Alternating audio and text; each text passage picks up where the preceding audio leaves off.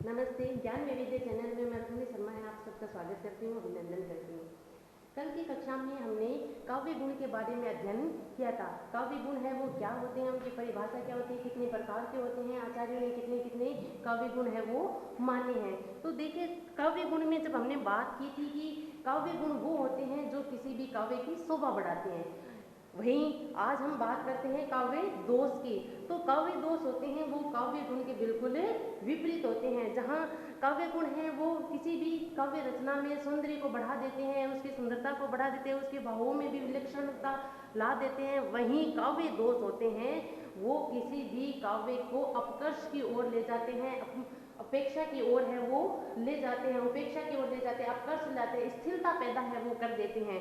तो यहाँ देखिए, आचार्य मम्मट है, उन्होंने कहा है कि काव्य दोष है वो क्या होते हैं। काव्य दोष है वो क्या होते हैं, मुख्यार्थ हरती दोष है, अर्थात काव्य के जो मुख्य अर्थ में हानि होना, अर्थात ऐसे तत्व जो काव्य के मुख्य अर्थ में हानि पैदा कर दे, उन्हें हानि दे दे, उनमें स्थिरता ला दे, वो क्या कहलाते हैं, काव्य दोष कहलाते हैं। अब देखिए रस, अब हमने कल रस की बात की थी। किसी भी काव्य रचना में अगर रस है यानी कि सरस काव्य है, वो सरस काव्य है, और सरस जो काव्य होते हैं उसमें गुण है वो समाहित होते हैं। अब रस की हानि करने वाले तत्व है वो काव्य दोष कहलाते हैं। अभी कविता में है, काव्य रचना में है, कभी कभी इस प्रकार के दोष आ जाते हैं, अनेक प्रकार के हैं वो दोष आ जाते हैं जो उस रस की हानि करते हैं, यानी कि काव्य को सरसता से निरसता की ओर है वो ले जाते हैं। वही जो तत्व होते हैं जो काव्य में रस की हानि करते हैं, काव्य में रस की हानि करते हैं,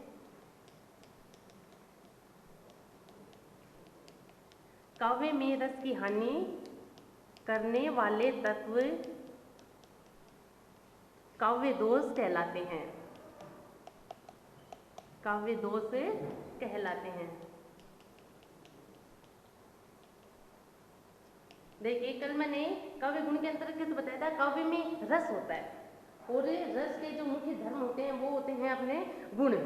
गुण हैं जो रस को पोषित करते हैं, उसको बढ़ावा देते हैं, सरस बनाते हैं किसी भी रचना को।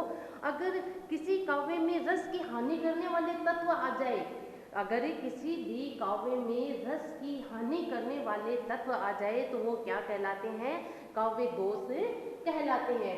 तत्व काव्य, और ये जो रस को हानि करने वाले तत्व होते हैं ये काव्य में स्थिरता ला देते हैं, कमजोरी सा ला देते हैं, स्थिर ला देते हैं, उसकी उपेक्षा अपकर्ष की ओर ले जाते हैं। उत्कृष्टता की बजाय कहाँ ले जाते हैं, अपकर्ष की ओर है वो ले जाते हैं, तथा शब्द अर्थ में विकृति पैदा कर देते हैं। और ये तत्व होते हैं वो शब्द अर्थ में, ये तत्व शब्द अर्थ में विकृति पैदा कर देते हैं, विकृति पैदा करते हैं।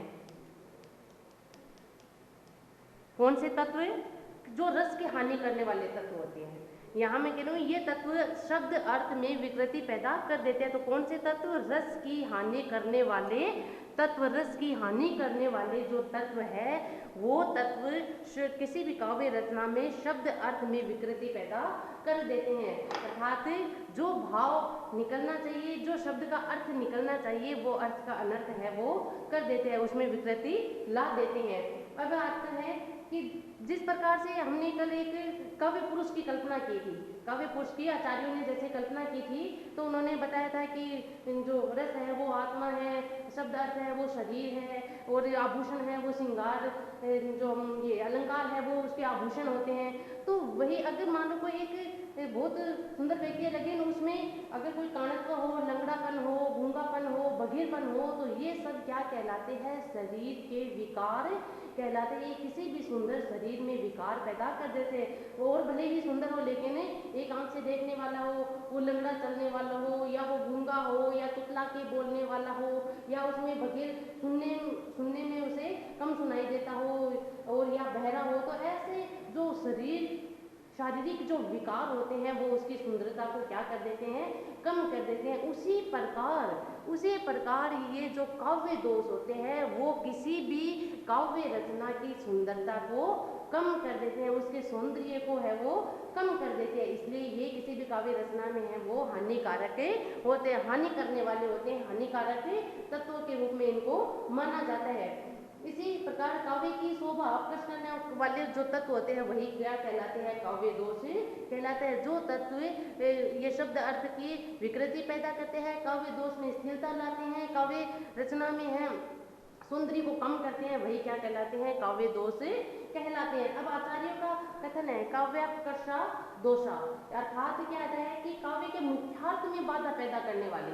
अब काव्य है उसका उद्देश्य कुछ न कुछ उद्देश्य को लेकर लिखा जाता है, किसी प्रयोजन से लिखा जाता है। अगर उस प्रयोजन में वो बाधा पैदा करते हैं, उस उद्देश्य में वो बाधा बनते हैं, बाधक बनते हैं, तो वही क्या होते हैं, काव्य दोष कहलाते हैं। अब देखिए इसके प्रकारों की बात करते हैं कि काव्य है वो, काव्य दोष है वो कितने प्रकार के होते हैं या कितने उसके भेद होते हैं। तो देखिए आचार्यों ने तो बहुत अनेक भेद है वो माने हैं, अनेक भागों में बांट कर इसके भेद है वो माने। काव्य रचना में प्रयुक्त शब्द है, वाक्य रचना है, अर्थ है, इसके आधार पर काव्य जो आचार्य उन्होंने 3 प्रकार के जो दोष है वो माने हैं, शब्दगत दोष, अर्थगत दोष और रसगत दोष है वो माने हैं। अब देखिए किन किन आचार्यों ने कितने कितने दोष है वो माने हैं, मैं यहाँ आपको बताती हूँ। आचार्य मम्मट और विश्वनाथ, आचार्य मम्मट और विश्वनाथ, आचार्य विश्वनाथ ने दोषों की संख्या मानी है 70। कितनी मानी है, 70 मानी है। इसी प्रकार आचार्य दंडी और भरत मुनि, आचार्य दंडी और आचार्य भरत मुनि, इन्होंने 200 की संख्या मानी है कितनी, 10 मानी है। इसी प्रकार भामे हैं उन्होंने 21 मानी है, आचार्य भामे उन्होंने 200 की संख्या है वो कितनी मानी है, 21 मानी है। इसी प्रकार से वामन है उन्होंने कितनी मानी है, आचार्य वामन ने 10 मानी है,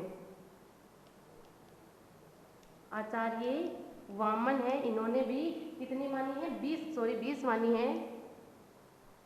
10 तो किन्होंने मानी है, आचार्य दंडी और आचार्य भरत मुनि ने काव्य दोषों की संख्या है वो 10 मानी है। आचार्य मम्मट और विश्वनाथ है उन्होंने 70 मानी है। आचार्य भामह है उन्होंने काव्य दोष की संख्या 21 मानी है। आचार्य वामन है इन्होंने काव्य दोषों की संख्या है वो 20 मानी है। अब हम 70 जो काव्य दोष है इनका अध्ययन तो नहीं कर सकते, लेकिन जो मुख्य मुख्य अपने काव्य दोष है उनके बारे में हम आज की कक्षा में पढ़ते हैं। कुछ काव्य दोष है जो मैं आज की कक्षा में पढ़ाऊंगी, कुछ जो बचते हैं वो कल अगली कक्षा में हम लेंगे। तो यहाँ आज भी हम पूरे काव्य दोष है उसका अध्ययन है वो नहीं करेंगे, कुछ कुछ मुख्य जो काव्य दोष है उनका अध्ययन आज के कक्षा में हम करते हैं। तो इसके प्रकारों में बात की जाए तो पहला प्रकार आता है इसमें, अब देखिए मम्मट के अनुसार भी है वो कितनी मानी है, 70 मानी, 70 बहुत ज़्यादा हो जाती है। फिर उनको भी अलग अलग भागों में बांटा गया है, उस भाग के अनुसार है वो 70 संख्या उन्होंने मानी है।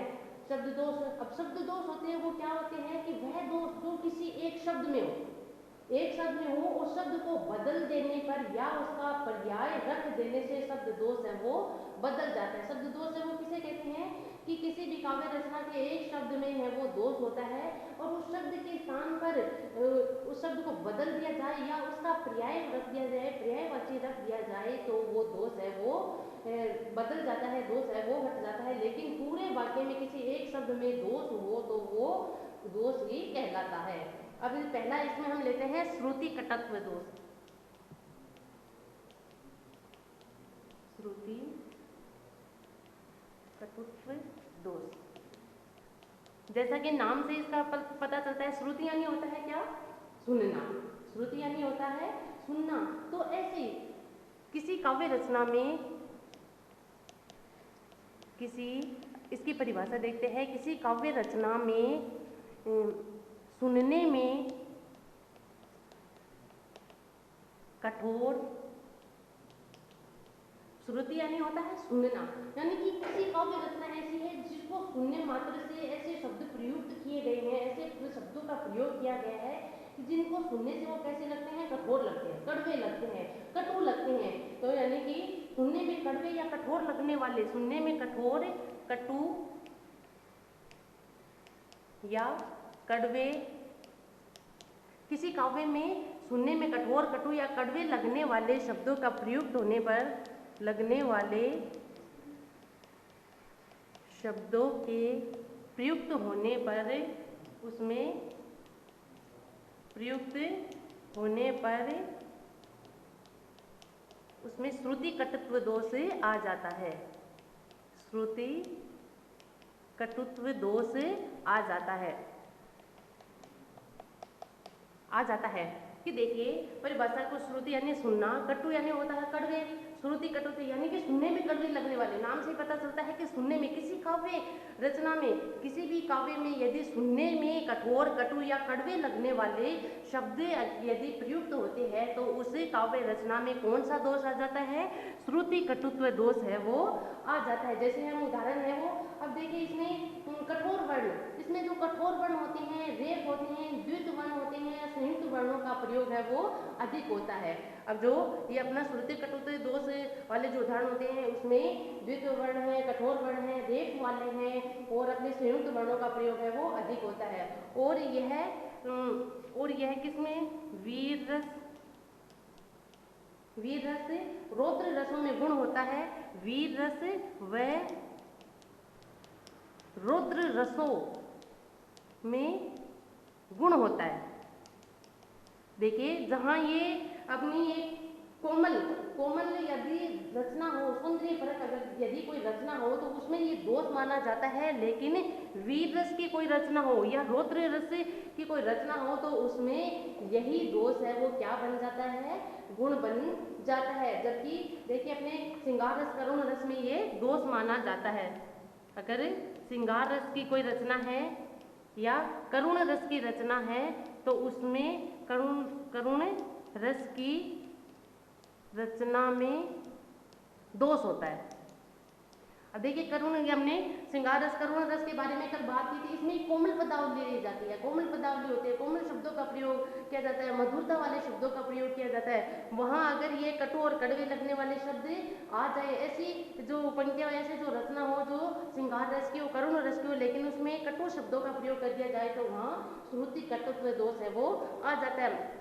देखिए श्रृंगार रस और करुण रस में तो ये दोष है, जबकि वीर रस और रौद्र रसों में ये क्या होता है? गुण। अगर आपको ऐसा पूछ लिया जाए कि ऐसा कौन सा दोष है जो वीर रस रौद्र रसों में तो गुण होता है और श्रृंगार रस और करुण रस में वो दोष माना जाता है, ऐसा अगर पूछ लिया जाए तो कौन सा होता है? श्रुति कटुत्व दोष है वो ऐसा होता है कि करुण और श्रृंगार रस की रचना में वो दोष है, जबकि वीर रस और रौद्र रसों में उसे गुण की संज्ञा दी गई है, गुण है माना जाता है। अब इसका उदाहरण मैं लिखती हूँ।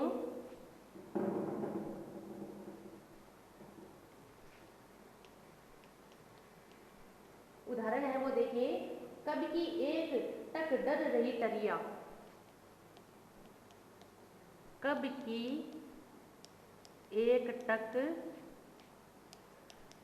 डर रही डरिया, कब की एक टक डर रही टरिया, सॉरी यहाँ टरिया।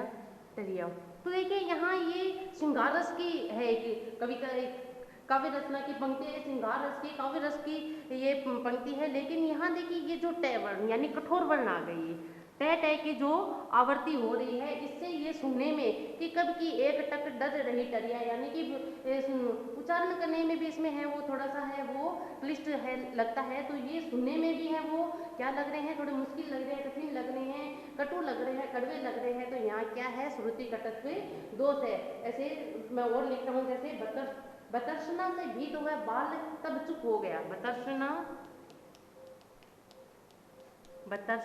से भीत हो तब वह बाल चुप हो गया,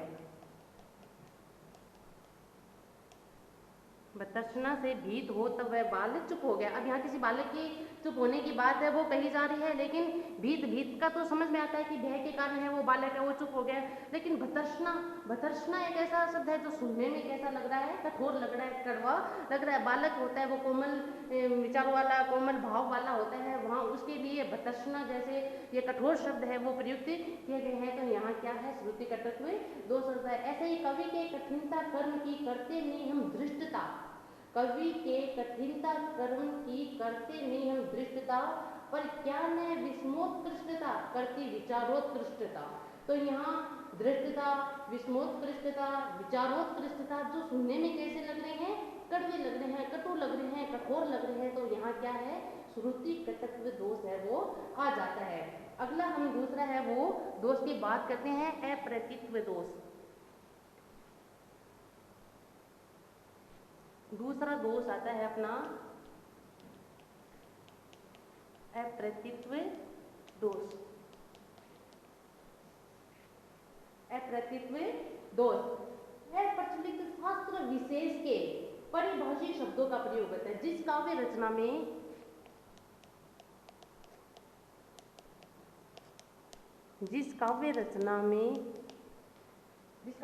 अप्रचलित शास्त्र विशेष,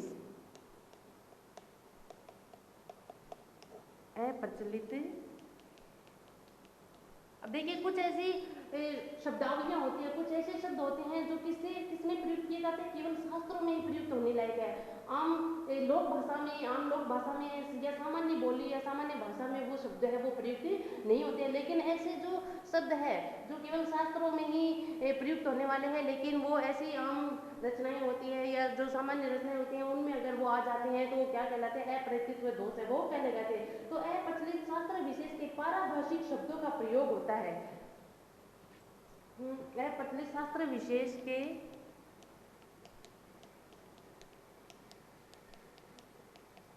जिस काव्य रचना में अप्रचलित शास्त्र विशेष के शब्दों का प्रयोग होता है,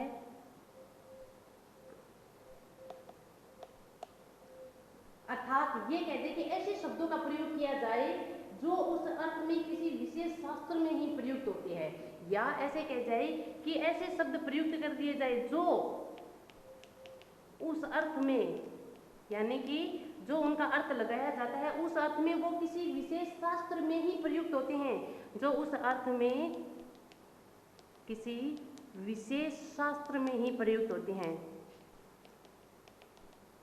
विशेष शास्त्रों में ही प्रयुक्त होते हैं। अगर ऐसे शब्द हैं वो किसी कोमल पदावली रचना में आ जाते हैं तो वो क्या हो जाते हैं, अप्रतित्व दोष है वो दोष का रूप है वो ले लेते हैं। देखिए जिस काव्य रचना में अप्रचलित शास्त्र विशेष के, यानी कि प्रचलन में नहीं है, जो सामान्य भाषा या सामान्य जो रचनाएं होती हैं उनमें ऐसे शब्द प्रचलित नहीं होते हैं, अप्रचलित होते हैं, तो जिस काव्य रचना में अप्रचलित शास्त्र विशेष के शब्द, यानी शास्त्र विशेष के मतलब ऐसे शब्द हैं जो किसी विशेष शास्त्र में ही प्रयुक्त किए जाते हैं, विशेष शास्त्रों के लिए ही होते हैं, तो उनका प्रयोग है वो जो ऐसी रचनाओं में आ जाता है तो वो अप्रतित्व दोष से आ जाते हैं। अर्थात उस अर्थ में, यानी कि जो उनका अर्थ होना चाहिए वो किसी विशेष शास्त्रों में ही प्रयुक्त होता है, किसी अन्य भाषा में या अन्य जो काव्य रचनाएं होती है उसमें उसका प्रयोग है वो नहीं होता। अगर ऐसे शब्द है वो अगर किसी काव्य रचना में आ जाए तो वो क्या कहलाते हैं, ये अप्रतित्व दोष है वो कहलाते हैं। जैसे माया के प्रपंच ही सो भासत प्रभेद सबे, जैसे उदाहरण लिखती हूँ, माया के प्रपंच ही सो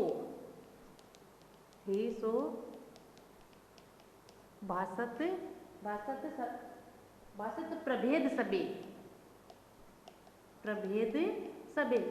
अब देखिए इसमें माया के प्रपंच, तो माया प्रपंच भासत ऐसे ये जो शब्द होते हैं वो साधारण जो काव्य रचनाएं होती हैं उनमें इनका प्रयोग है वो नहीं किया जाता है, कि माया का प्रयोग होता है किसी शास्त्रों की या कोई आध्यात्मिक रचनाएं हो रही है तो उनमें इनका प्रयोग, प्रपंचों का प्रयोग या भासत जैसे शब्द है वो किसी साधारण काव्य रचना में है प्रयुक्त नहीं होते हैं। अगर ऐसे शब्द है वो किसी ऐसी काव्य रचना में आ जाते हैं जहाँ वो दोष का रूप है वो ले लेते हैं। ये केवल वेदांत दर्शन जो होते हैं, वेदांत दर्शन के लिए ऐसे शब्द का है वो प्रयोग किया जाता है। वेदांत दर्शन की अगर कोई रचनाएं होती है, वेदांत दर्शन की रचनाएं, उनमें ऐसे शब्द है वो प्रयुक्त होते हैं कि माया प्रपंच और भासत है वो वेदांत दर्शन से संबंधित अगर कोई काव्य रचना हो रही है, वेदांत दर्शन से संबंधित कोई पुस्तक है, उन्हीं में इनका प्रयोग है वो किया जाता है। अगर ये किसी साधारण काव्य रचना में आ जाते हैं तो वहाँ अप्रतित्व दोष है वो आ जाते हैं। जैसे और उदाहरण बताती हूँ मैं, न पे पोरी पर दसम द्वारा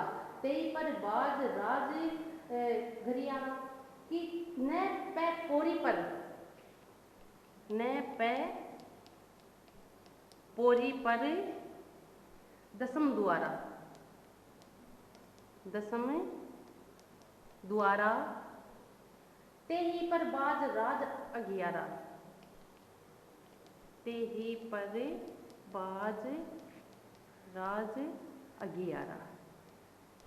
अब देखिए ऐसे शब्द है ये, है ना, अगियारा शब्द है, पोरी है ना, तो ऐसे शब्द दशम है, पोरी, दसम, अगियारा, ये ऐसे शब्द है जिनका अर्थ हमें जल्दी से है वो समझ में नहीं आता है। ऐसे शब्द किसी शास्त्र विशेष में प्रयुक्त होते हैं, ये सामान्य जो रचनाएं होती हैं उनमें इनका प्रयोग है वो नहीं होता है, तो ये यहाँ क्या हो जाते हैं, अप्रतित्व दोष है वो बन जाते हैं।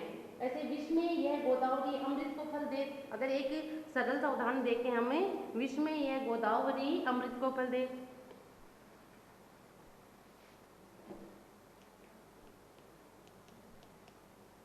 विश्व में यह गोदावरी अमृतन को फल दे। अब देखिए विष का प्रयोग है, हम अक्सर है विष के लिए, जहर के लिए है वो करते हैं, लेकिन यहाँ गोदावरी नदी के अमृत जैसे जल की बात की जा रही है, तो उस जल के लिए यहाँ विष में है शब्द का प्रयोग हुआ है, जो कि क्या है, अप्रचलित शास्त्र विशेष के विपरीत है, यानी कि जो सामान्य जो भाषा है उसमें हमें विष का जो प्रयोग है वो किसके लिए करते हैं, जहर के लिए करते हैं, लेकिन यहाँ गोदावरी नदी के अमृत जैसे जल की बात की जाती है, अमृत जैसे जल का फल है वो देती है, लेकिन यहाँ विष में, यहाँ इसके लिए ये विष में शब्द है वो ले लिया, जो यहाँ वो क्या है, अनुकूल नहीं हो रहा है, तो इसलिए यहाँ क्या है, इसमें भी अपना अप्रतित्व दोष है। अगला अपना दोष आता है बहुत ही महत्वपूर्ण, तीसरा क्लिष्टित्व दोष।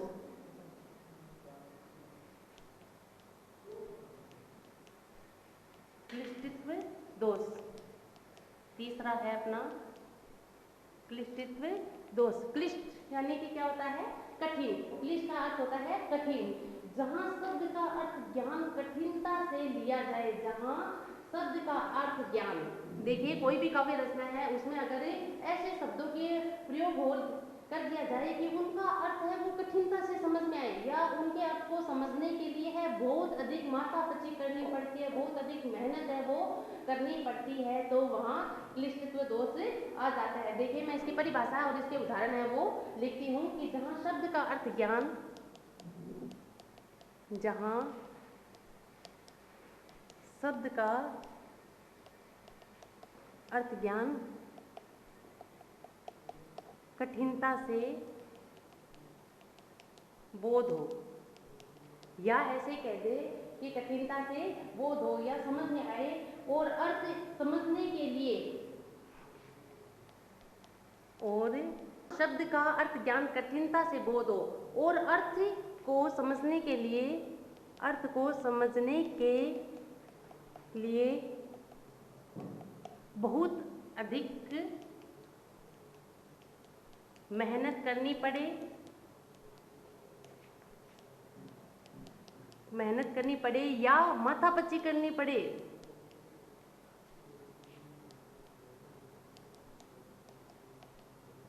करनी पड़े, वहां क्या आ जाता है, क्लिष्टित्व दोष आ जाता है। कि जहां यानी कोई ऐसी काव्य रचना है जिसमें शब्द का अर्थ ज्ञान है वो कठिनता से होता है, उस अर्थ ज्ञान को समझने के लिए कई गुणा भाग है वो लगाने पड़ते हैं, कई प्रकार की माथापच्ची करनी पड़ती है, बहुत अधिक मेहनत करनी पड़ती है, तो वहाँ कौन सा दोष आ जाता है, क्लिष्टित्व दोष आता है। क्लिष्ट का मतलब ही क्या होता है, कठिनता, यानी कि जहाँ शब्द का अर्थ है वो कठिनता से समझ में आए, मुश्किल से समझ में आए, माथापच्ची करनी पड़े, मेहनत करनी पड़े, तो वहाँ क्लिष्टित्व दोष है वो आ जाता है। जैसे मैं उदाहरण लिखती हूँ यहाँ,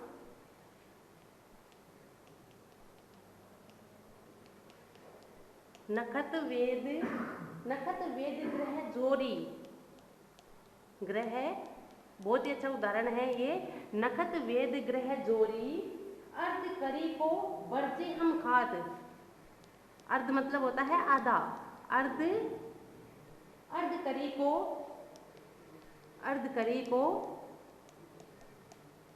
वर्जे हम खाद। तो यहाँ देखिए श्री कृष्ण और गोपिकाओं के बीच की बात हो रही है कि अगर श्री कृष्ण है उन्हें दर्शन नहीं देती है तो वो क्या है, विष का पान है वो कर लेंगी, विष पान कर लेंगी, लेकिन देखिए यहाँ इसका अर्थ बड़ी कठिनता से समझ में आता है। नखत यानी होता है नक्षत्र, नक्षत्र नक्षत्र है उनकी संख्या कितनी होती है? 27 होती है। प्लस वेद, वेद है उनकी संख्या कितनी होती है? 4 होती है। ग्रह है उनकी संख्या कितनी होती है? 9 होती है। इन सब को प्लस कर दिया जाए तो कितना होता है? 40। और 40 का अर्ध जोड़ी मतलब होता है जोड़ना, कि नक्षत्र वेद ग्रह जोड़ी, यानी नक्षत्र वेद ग्रह को जोड़ने पर 40 आता है। उसका अर्ध, अर्ध यानी कितना हो गया? आधा कितना हो गया? उसका आधा कितना हो गया? 20 हो गया। और 20 यहाँ उन्होंने किस अर्थ में लिया है? विष के अर्थ में लिया, अर्थात जहर के अर्थ में, कि नक्षत्र वेद ग्रह जोरी अर्ध करी को बरचे हम खाद, यानी कि हमें अगर श्री कृष्ण हमें नहीं मिलते हैं, दर्शन नहीं देते हैं, तो हमें विष का पान कर लेंगे, विष खा लेंगे। तो इसको इतनी सी बात को कहने के लिए कितने कठिन शब्दों का इन्होंने यहाँ प्रयोग किया है। नक्षत्र वेद ग्रह जोड़ी, नक्षत्र वेद ग्रह, उन सबको जोड़ने पर और उसका आधा करने पर जो आता है उसका पान हम कर लेंगे, उसे हमें खा लेंगे। ये बात है वो गोपियां हैं वो कह रही है। एक दूसरा उदाहरण है बहुत ही अच्छा, वो लिखती हूँ। लंकापुरी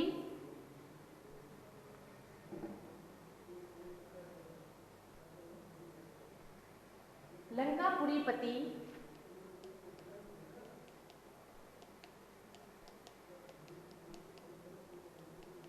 लंकापुरी पति को जो भ्राता,